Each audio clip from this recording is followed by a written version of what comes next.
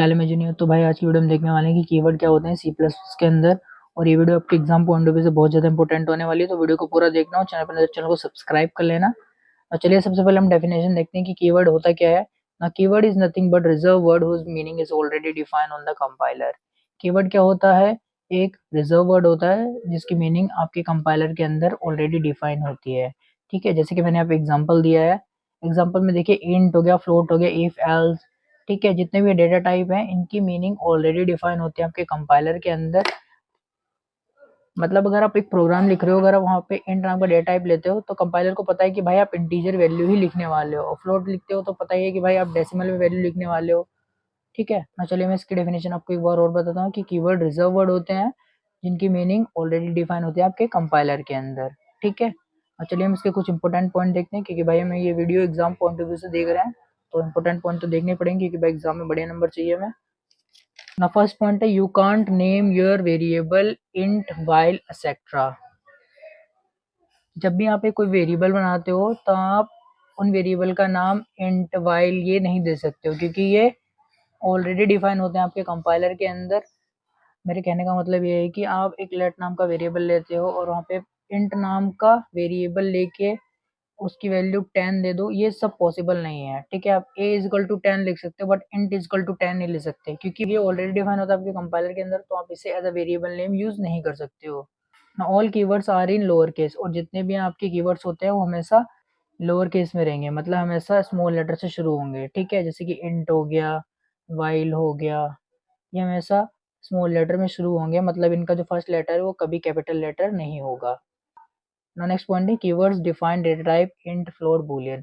और कीवर्ड्स क्या करते हैं? डेटा टाइप को डिफाइन करते हैं। ठीक है, जैसे कि इंट, फ्लोट, डबल। इंट मतलब इंटीजर वैल्यू, फ्लोट मतलब डेसिमल वैल्यू, डबल मतलब भी हमारा डेसिमल वैल्यू होता है। ठीक है, तो कीवर्ड्स आपके डेटा टाइप को भी डिफाइन करते हैं, मतलब डेटा टाइप के बारे में बताते हैं ना। कॉमन कीवर्ड्स कौन कौन से होते हैं आपके? इंट हो गया, फ्लोट हो गया, कैर हो गया, इफ एल्स।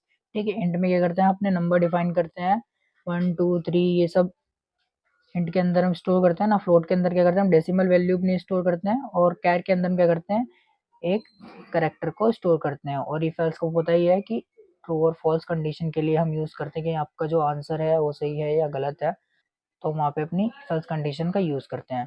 तो चलिए इसे हम प्रैक्टिकली करके देखते हैं अपने प्रोग्राम के अंदर, जिससे आपके जो डाउट हैं वो भी क्लियर हो जाएंगे। तो चलिए शुरू करते हैं। तो सबसे पहले हम क्या करेंगे, अपनी हेडर फाइल लगाएंगे जो कि होती है हमारी हैश इंक्लूड आईओ स्ट्रीम।